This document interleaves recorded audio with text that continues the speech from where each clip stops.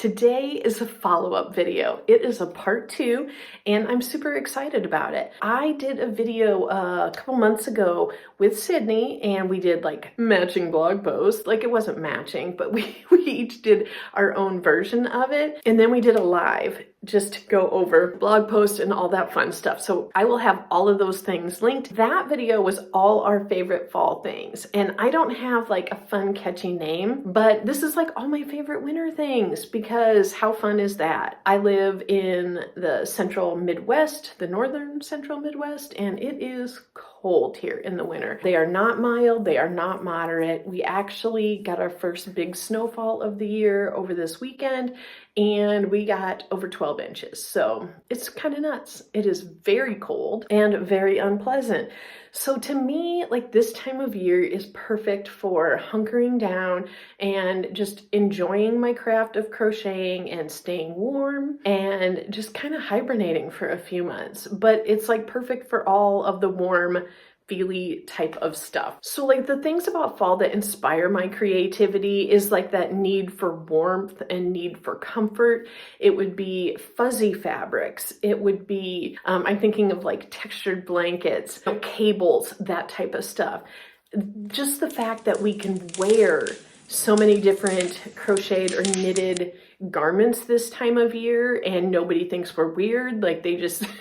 I wear stuff all year round, so people do think I'm weird sometimes, but this is a great opportunity. If you are a little bit shyer about wearing some stuff, do it now because people are going to just think you're cold. So those type of aspects really inspire me to want to make those things with warmer yarn, thicker yarn, textured, fuzzier yarn, velvet yarn. You know, in the summer, do I want a big, heavy wool blanket sitting on my lap as I'm crocheting and sweating? No, but you know what? I sure do in January. Just kind of going with the flow of the seasons really inspires my projects. Like right now I'm working on a really beautiful cotton shawl. It's a gradient and it is from Linda Hobby and it's like turquoise and orange and, you know, all Shannon's favorite colors, but it is 100% cotton. I want to say I am about halfway done probably with that, or 2/3 of the way done. And I honestly might put it aside for a while because this week is going to be super duper cold and there are just a few smaller cold weather type of projects that I want to work on. So in the last blog post, I did put down a link to my favorite fall drink, which is hot chai. And I love hot chai in the winter as well. So I like buying the cartons of the concentrate. And, you know, it's not like overly sweet, like it's not like a gas station chai tea, which, you know, everybody knows are delicious, but just pure sugar. But this is like the concentrated the tea. And then since I do not tolerate dairy well, I have been putting oat milk in it and I love it so much. So that would carry over very well into the wintertime as well. But I want to say like my favorite wintertime thing that's available is going to be, well, I've got two. One that I can currently still drink and one that I'm no longer able to drink. So the one I'm no longer able to drink would be eggnog. I don't know if you're down with the nog or not. Some people are, some people think it's disgusting, but it is delicious. It is basically like drinking mostly melted cinnamon vanilla ice cream is basically what drinking eggnog is like. But yeah, my body says, nope, that's not happening anymore.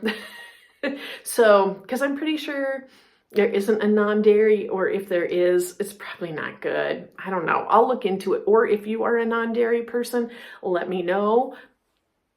That would be awesome. The drink that I do, or like the fall flavor that I really love is cranberry. I love that this time of year, companies are adding cranberry to all sorts of stuff. So like cranberry ginger ale. If you've ever eaten cranberries, I've made my own cranberry sauce, like jellied and whole cranberry sauce. And the thing about cranberries is it's very like piney, like pine tree. It requires a lot of sugar. So I feel like all of the cranberry flavors we're getting added into stuff probably isn't like super accurate, but I still find it delicious. I love that little bit of tart on it. So I do take advantage of anything cranberry flavored I can get my hands on during this season. In my last video, I had a favorite fall project, and I don't really have anything specific that comes to mind. Of course, I love making myself beanies. I'm definitely going to be working on a few hexagon cardis this winter. Do you know wearables? I am going to probably pull out some of my wool yarn, some of my merino. I've been experimenting in making like a bandana shawl type of thing, like a tiny bandana, or cowl, I guess you would say. Things like that, just where it just anything that makes me feel warm and cozy is going to be one of my favorite projects. A year ago, I made a video and I will link it below, and it was like me nostalgically like I had put up my Christmas tree and then I was nostalgically decorating it, and I had so many ornaments that were my grandma had made or that I had like found at estate sales that were very similar to what my grandma had made. I absolutely love that. Like, to me, that handmade Christmassy feeling is my favorite. My grandma worked so hard and she made everybody stuff and she loved doing it, and that just brings back so many warm memories, and I just loved her so much. And yeah, she would be like 101 if she were alive today. So, but I've actually done like, I think 2 videos on my grandma. I'll link them.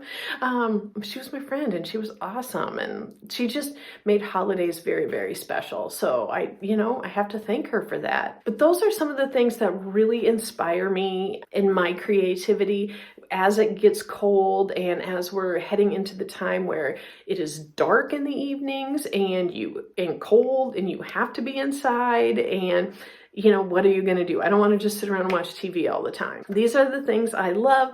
I will try to link anything I mentioned there. Definitely check out Cyd's post because she's a better blogger than me, basically.